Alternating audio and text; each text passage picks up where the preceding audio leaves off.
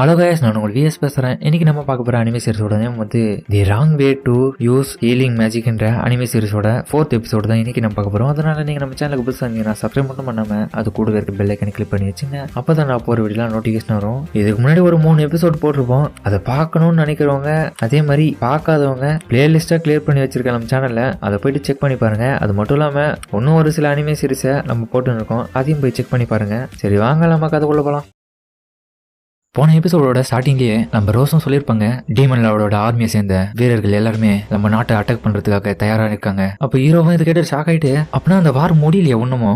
ஆமா, அந்த வாரோட ஃப்ரண்ட் லைன்ல நீ அடிப்பட்டவங்க எல்லாருமே ஹீல் பண்ணி ஹெல்ப் பண்றதுக்காக தான் இப்ப நீ தயாரா இருக்க. அந்த வார் டைம்ல நம்ம கிண்டத்துக்கு நீ ஒரு முக்கியமான ஆளா இருப்ப அந்த சோல்ஜர்ஸ்க்கு நடுவுல. இதே நானா? என்ன மாதிரி வேற யாரும் ஹீலர்ஸ் இல்ல, நான் ஒருத்தன் தானா? ஆமா, என்ன இருந்தாலும் நம்ம கிட்ட 2 ஹீலர் இருக்கிறாங்க. ஆனா அவங்களுக்கு வெவ்வேறு விதமான ரூல்ஸ் இருக்குது. அப்படின்னா எனக்கு பயங்கரமான வேலை இருக்கும் போலியே. ஆமா, அந்த வார் டைம்ல முக்கியமான ஆளே நீ மட்டும்தான். அதனால எல்லாத்துக்குமே தயாராரு. அதுக்கப்புறம் இந்த டீமன் லார்டு இருக்கிற அவங்களோட இடத்த காமிக்க. அப்ப இந்த இடத்துல அந்த லார்டும் கேட்டிருப்பான், நம்மளோட சோல்ஜர்ஸ் எல்லாரும் பேட்டிலுக்காக தயாரா இருக்காங்களா?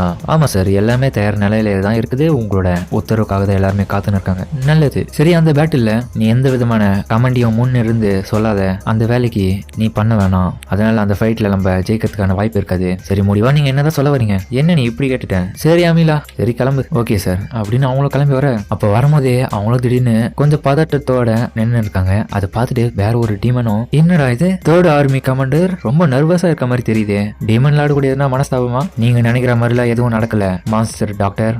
அந்த மாதிரிலாம் கூப்பிடாதுவா, அது கொஞ்சம் வியர்டா இருக்குது. என்னோட நார்மல் நேமே நீ சொல்லி கூப்பிட்டாலே போதும். சரி சரி, நீங்க என்னோட புதிய டீமன் மாடிஃபைடு மாஸ்டர் புரோட்டோடைப்பை பாக்குறீங்களா? அது எல்லாமே முழுசா ஒர்க் முடிஞ்சிருச்சு. அதுக்கப்புறம் இவனும் அவங்களை போய் இந்த டீமன் மாடிஃபைடு மாஸ்டர் காமிக்க. இதை பார்க்க எப்படி இருக்குது? பயங்கரமான விஷமோ ஆக்ரோஷமான அட்டகாசமான உடம்பும். இதுதான் டீமன் மாடிஃபைடு மாஸ்டர் புரோட்டோடைப் 72. அப்ப அவங்களும், ஆனா இதுக்கு முன்னாடி நீங்க செஞ்ச புரோட்டோடைப் வந்து 71 தானே? இதே மாதிரி தானே இருக்கும். அதே மாதிரி ஒரே பேர் தானே? அது கூட கொஞ்ச நாளைக்கு முன்னாடி லிங்கர் கிண்டத்திலேயே காணாம போயிடுச்சாமே. கடைசியா நடந்த இன்வெஸ்டிகேஷன்ல தான் எனக்கு தெரிய வந்தது. ஆமா, நீங்க சொல்றது உண்மைதான். ஆனா எனக்கு தெரிஞ்சு அந்த நாட்டை சேர்ந்த எனிமி ஆர்மி கமாண்டர், அவரோட பேரு சிக்லஸ். அவர் வேணா இதை தோக்கடிச்சிருக்கலாம்னு நினைக்கிறேன். ஆனா நீங்க கவலைப்படாதீங்க, போன புரோட்டோடைப்பை விட இது 72 அதை விட கொஞ்சம் ஸ்ட்ராங்கா அதை உருவாக்கி இருக்கேன். சரி சரி, நானும் இதை நம்புறேன். ஆமா, நீ சொன்ன மாதிரி அந்த லிங்கர் கிண்டத்தை சேர்ந்த சிக்லஸ் அப்படின்னு சொல்லிட்டு அவங்களோட டென்ஷனாவே, என்ன ரொம்ப பழி தீக்கணும்ன்ற வெறியில இருக்கீங்களோ? அது மட்டும் இல்லாம அந்த கிட்னாப்பர் குரூப்ஸை பத்தி நான் சில ரூமர்ஸை கேள்விப்பட்டிருக்கேன். கரெக்டா சொன்னேன்.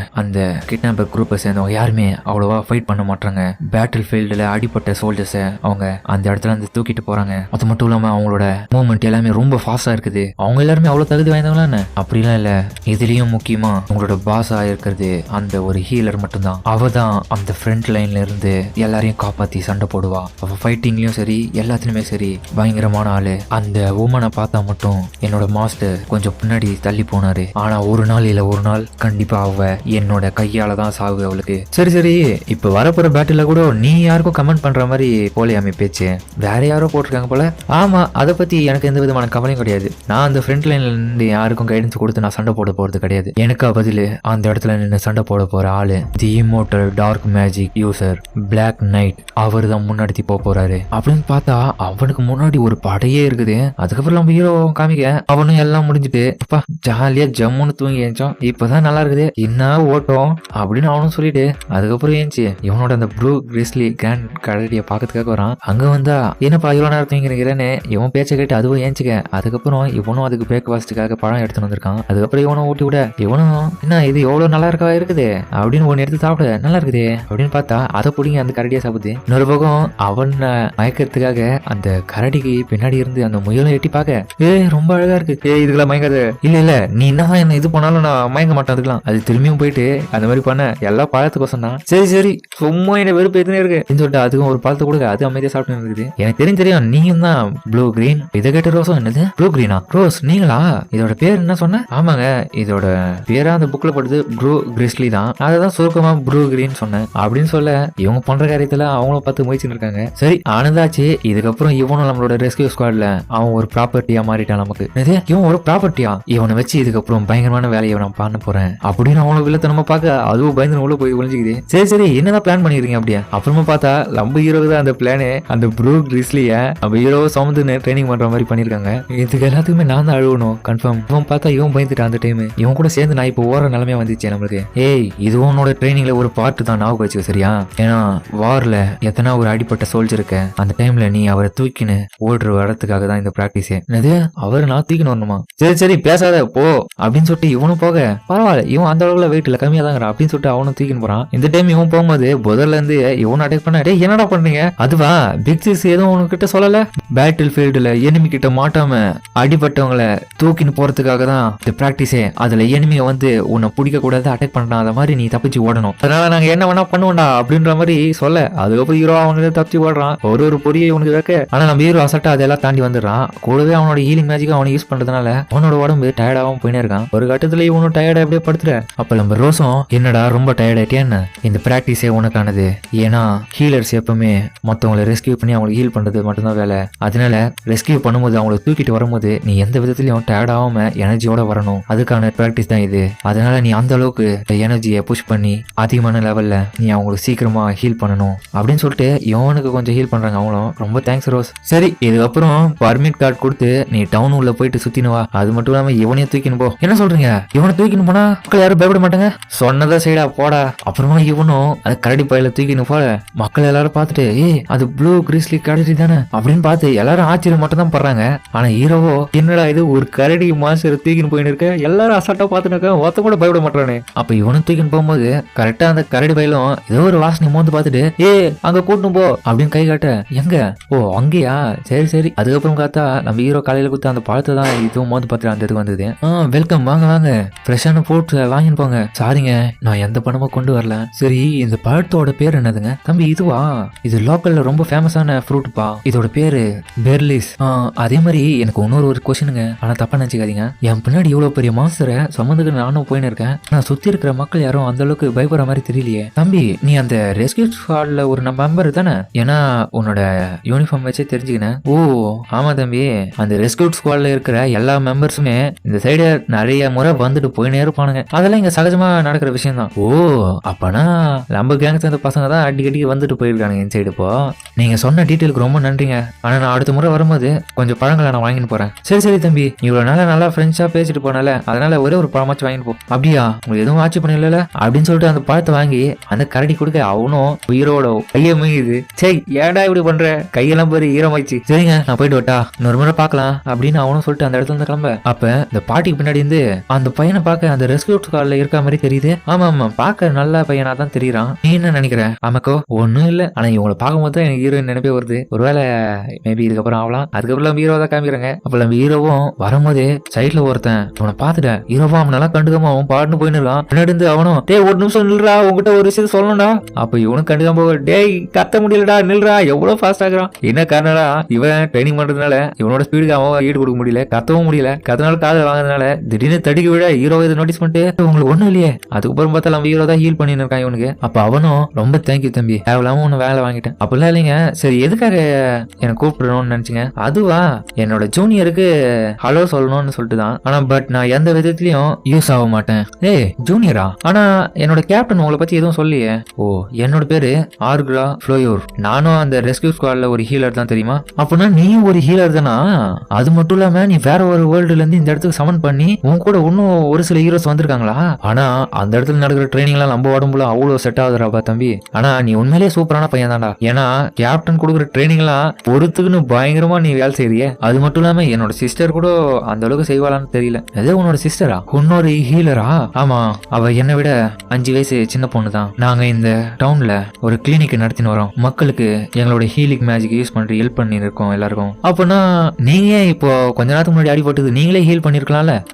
ஆமா தம்பி கரெக்ட் தான், ஆனா இருந்தாலும் என்னோட உடம்பு நானே ஹீல் பண்றதுலாம் எனக்கு கொஞ்சம் கஷ்டமான விஷயம் தான். நான் வெறும் மத்தவங்களுக்கு ஹீல் பண்ண மட்டும் தான் முடியுது. என்னங்க சொல்றீங்க, இப்படிலாம் நடக்குமா? தம்பி நீ அந்த ரெஸ்கியூ ஸ்குவாட்ல இருக்கும் போதே உனக்கு எல்லா விஷயமே தெரிஞ்சிருக்குமே. ரொம்ப நெருக்கடியான காலகட்டங்கள்ல எல்லாருக்கும் ஹெல்ப் பண்ணணும், அதுல பிரதானமானவங்களே நம்மளோட கேப்டன் தான். அவங்க ஹீலிங் மேஜிக்ல ரொம்ப கை தேர்ந்தவங்க. இது நெருக்கடி காலகட்டங்களா? அப்பதான் நம்ம ரோஸும் முன்னாடியே சொல்லியிருப்பாங்களே, இந்த ஃப்ரண்ட் லைன்ல நின்று சண்டை போறது ரொம்ப கஷ்டமான விஷயம். ஏன்னா அடிப்பட்டவங்க எல்லாருமே நீ முன்னாடி நின்று அவங்களுக்கு ஹெல்ப் பண்ணணும், அதனாலதான் நீ ஒரு முக்கியமான ஆளா இருப்ப. அதுல ஹீரோவும் அதெல்லாம் இப்ப யோசிச்சு பார்த்துட்டு, சரிங்க பிரதர் இப்போ உங்களுக்கான அந்த பேட்டில் ஃபீல்டுல எந்த மாதிரியான ரோல் எல்லாம் இருக்கும், உங்களுக்கு என்னதான் செய்வீங்க என்ன கேக்குறியா? நான் முதல் லைன்ல இருக்கிற அடிபட்டவங்கள எடுத்துன்னு வந்து ஹீல் பண்ண வைப்பேன். என்னோட சிஸ்டர் வந்து அவங்க அவங்க எல்லாருக்குமே ட்ரீட்மெண்ட் பண்ணுவா. ஆனா நான் அந்த மாதிரி பண்ண மாட்டேன். ஒரு பேட்டில் ஃபீல்டுல ஃப்ரண்ட் லைன்ல ரோஸ் கூட நின்று அவங்க எல்லாருக்குமே நான் முன்னாடி நின்று உதவி பண்ணுவேன். என்னடா சொல்ற? ஆமா, அதுதான் நான் என்னோட மனசுல நினைச்சுன்னு இருக்கேன். ஆனா அது ஃப்ரண்ட் லைன்ன்றது ரொம்ப டேஞ்சரஸான விஷயம். நீ அந்த இடத்துல இருந்து சண்டை போட்டுக்கினே மற்றவங்களுக்கு வெல் பண்ணணும். அந்த லைன்ல எல்லாருமே ஹீரோஸ் அப்புறம் இந்த நாட்டை சேர்ந்த நைட்ஸ் தான் சண்டை போட்டுன்னு இருக்காங்க. இதை கேட்ட ஹீரோவும் இவனோட ஃப்ரெண்ட்ஸை நினைச்சு பாக்குறான். ஒரு சில டைம் அவங்க எல்லாருமே அட்டாக் ஆகிறதுக்கும் வாய்ப்பு இருக்குது, அது மட்டும் இல்லாம இறக்கிறதுக்கான வாய்ப்பு இருக்குது. அந்த மாதிரியான டைம் வரும்போது தான் நம்ம ஃப்ரண்ட் லைன்ல அவங்களுக்கு போயிட்டு ஹெல்ப் பண்ணணும். ஆனா ஒரு சில பேரை சேவ் பண்ண முடியாத நிலைமை கூட போகலாம். இது நமக்கான ஒரு வேலை மட்டும் கிடையாது, இது எல்லாத்தையுமே நம்ம இன்ட்ரெஸ்டோட அவங்களுக்காக நம்ம அர்ப்பணிச்சு அந்த வேலையை செய்யணும். சரிடா, எனக்கு ரொம்ப டைம் ஆயிடுச்சு, நான் என்னோட கிளினிக் போயிட்டு வேலை பண்ணணும். என்னோட சிஸ்டர் வேற எனக்காக வெயிட் பண்ணிட்டு இருப்பா. நீ உன்னோட ட்ரைனிங்கை கண்டினியூ பண்ணு. அப்புறமா ரோஸ் வந்து எதனா கத்த போறாங்க, ஏன்டா லேட்டுன்னு. சரிடா, கடைசியா போறதுக்கு முன்னாடி ஒரே ஒரு விஷயம். என்னது? நீ என்னதான் ரோஸை ரொம்ப வெறுத்தாலும் அது எல்லாமே உனக்கு பின்னாடி புரிய வரும். நீங்க அந்த மாதிரிலாம் நினைக்காதீங்க.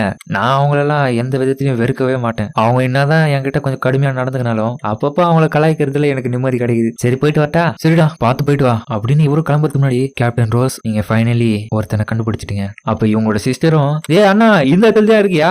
இங்க என்னடா பண்ணின்னு இருக்க? வேலை இல்லையாங்க? இதோ வந்து கொஞ்சம் பேசியிருந்தேன். என்னடா இப்படி பாக்குறாங்க? இப்பதான் கொஞ்ச நேரத்துக்கு முன்னாடி ஒரு இன்ட்ரெஸ்டிங்கான விஷயத்த பத்தி பேசியிருந்தேன். அதனால நீ தப்பாலாம் பாக்காத. அப்படி யாருக்கிட்ட பேசியிருந்த? ஆமா, ஒரு முக்கியமான பையனை தான் பார்த்து பேசியிருந்தேன். அவனை நீ ஒரு நாள் மீட் பண்ணியா ஆவ. அப்ப நம்ம ஹீரோவும் இன்னொரு பக்கம் அந்த கேசல் கிட்ட போயிட்டு, எக்ஸ்கியூஸ் மீ, நான் உள்ள போலாமா? ஓ, அந்த ரெஸ்கியூ ஸ்குவாட்ல இருக்க சாட்டோ தானே நீ? அது மட்டும் இல்லாம இந்த ப்ரூ கிறிஸ்லி வேற வச்சுக்கின்னு உள்ள போறியா? போ, எந்த ப்ராப்ளமும் இல்ல. என்ன சொல்றீங்க? மாஸ்டர்ல இந்த கேசலுக்குள்ள அலோவ் பண்றீங்களா? ஆமா, ரோஸ் தானே இவனை அவரோட ப்ராப்பர்ட்டின்னு சொல்லிட்டாங்களே, அதனால எந்த விதமான ப்ராப்ளமும் கிடையாதுப்பா. சரி, நீ உள்ள போ. ரொம்ப தேங்க்யூங்க அப்படின்னு சொல்லிட்டு ஹீரோ உள்ள போக, உண்மையிலேயே ரோஸ் இவங்க எல்லாரும் ரொம்ப நம்புறாங்கப்பா. அப்ப உள்ள பார்த்தா நல்லா வேகமா பண்ணுங்க அப்படின்னு சொல்லிட்டு ஒருத்தரும் கடுத்த.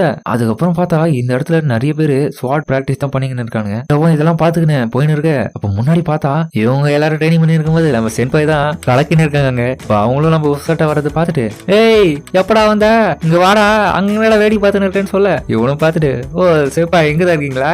ஆமா, என்ன இவனுக்கு பின்னாடி என்ன ப்ரூ கலர்ல இருக்குது? ஓ, இதை கேக்குறீங்களா சென்பாய்? இதுதான் அந்த ப்ரூ கிராண்ட் கிறிஸ்லி. இது அந்த ஃபாரஸ்ட்ல என் கூட நின்று மாஸ்டருக்கு எதிராக போராடி சர்வை பண்ணிடுச்சு. அதுக்கப்புறம் இதை நான் தனியா கூட மனசு இல்லாம என் கூடயே நான் கூட்டின்னு வந்துட்டேன். ரோஸோ இதை ஏத்துக்குன்னு நம்ம கூடயே தங்க வச்சுக்கலாம் சொல்லிட்டாங்க. அப்ப இவங்களும் ஆச்சரியமா பார்த்து ஹீரோவும், என்னாச்சு செம்பாய் இப்படி பார்த்துன்னு இருக்கீங்க?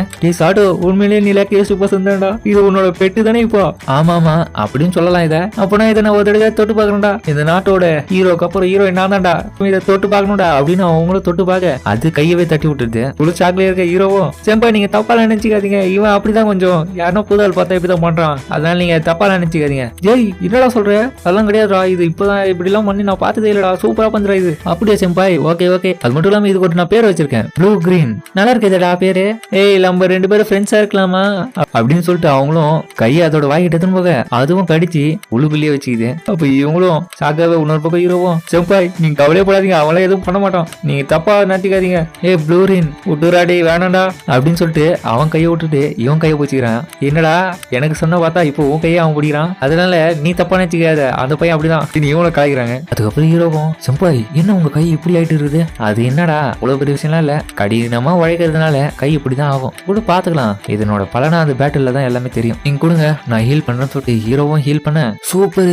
அப்ப இவங்களும் ரொமான்ஸா, ஏய் சாட்டோ, உண்மையிலேயே இந்த செம்பாய் பாக்கிறதுக்காக தானே இன்னைக்கு இந்த இடத்துக்கு வந்திருக்கேன்? ஆமா செம்பாய், உங்களையும் அதே மாதிரி காசுக்கையும் பாக்கிறதுக்காக தான் வந்திருக்கேன். இது கேட்ட இவங்களும், இப்ப லம்பல இல்லையா? ஆனா நீ ஆனஸ்டா பதில் சொல்றடா, சூப்பர் தான்டா, இப்படியே உனக்கு எல்லாருமே ஆகாது. என்ன சொல்றீங்க? சரி அதெல்லாம் விட்டு, காசுக்கு இந்த இடத்துல இன்னைக்கு இல்ல, இந்த கிண்டத்தை விட்டு அவன் இன்னைக்கு வெளியே போயிருக்கான். அவன் மான்ஸ்டர்ஸ் கூட காம்பட் எக்ஸ்பீரியன்ஸ் ஃபைட்டிங்ஸை கெயின் பண்றதுக்காக நைட்டு சிக்லஸ் கூட போயிருக்கான். அப்போ இன்னொரு பக்கம் இந்த இடத்துல உங்க குரூப் போயின்னு இருக்கும்போது இந்த இடத்துல உங்களோட திறமையை காமிக்கணும் எல்லாரும், சரியா? கருணையா காட்டாதீங்க மான்ஸ்டர்ஸ் கிட்ட அப்படின்னு சிக்லஸும் சொல்ல, ஓகே சார், பெஸ்ட்டை கொடுத்து பண்ணுவேன் அப்படின்னு பேசும்போதே அந்த இடத்துக்கு மான்ஸ்டர்ஸ் உல்ஃபு மாதிரி நிறைய கேங் அந்த இடத்துக்கு வந்ததுனால உங்களும் தயாராயிட்டு அது கூட ஃபைட் பண்ண போறாங்க. அப்ப ஹீரோவும், அப்பனா காசுக்கு எந்த விதமான பிரச்சனையும் இருக்காதுல்ல? இல்ல நீ கவலைப்படாத, உனக்கு ஒண்ணும் இல்ல, அவன் கன்ஃபார்ம் ஜெயிப்பான். அதுக்கப்புறம் இவங்களும் ஃபன்னா பேசினு இருக்கு. இந்த நேரம் கழிச்சு ஹீரோவும், சரி செம்பாய் நான் இப்ப போயிட்டு வரட்டா? அதுக்கப்புறம் நம்ம ஹீரோவும் கிளம்பும் போது, சரிடா ட்ரைனிங் நல்லபடியா பண்ணு, ஓகே செம்பாய் உங்களோட ட்ரைனிங்கும் நல்லா பண்ணுங்க அப்படின்னு சொல்லிட்டு அவனும் கிளம்ப. நம்ம செம்பாயும் அதுக்கப்புறம் ஸ்மைல் பண்றாங்க இவனை பார்த்து. அதுக்கப்புறம் அவனும் இந்த இடத்துல இருந்து அவனோட வீடான ரெஸ்கியூ ஸ்குவாட் தங்கி இருக்கிற அந்த இடத்துக்கு போயின்னு இருக்கான். அதோட இந்த இடத்துல இந்த எபிசோட் முடியுதுன்னா முடியலைங்க, எக்ஸ்ட்ரா சீன் இருக்குது. கன்ஃபார்ம் நான் அதை இதுக்கப்புறம் ஒரு ஷார்ட்ஸ்ல போடுறேன், அதை எல்லாரும் பார்த்து தெரிஞ்சுக்கோங்க. கன்ஃபார்ம் மிஸ் பண்ணாம பாருங்க, இப்போதான் இந்த கதையை முழுமையா முடியும். நான் வீடியோ லென்த்தா போட்டா ரொம்ப இஷ்யூ வருது, கார்பரேட் இஷ்யூ, அதனால யாரும் தப்பா நினைச்சுக்காதீங்க. சரிங்க, இதோட இந்த வீடியோ முடிச்சு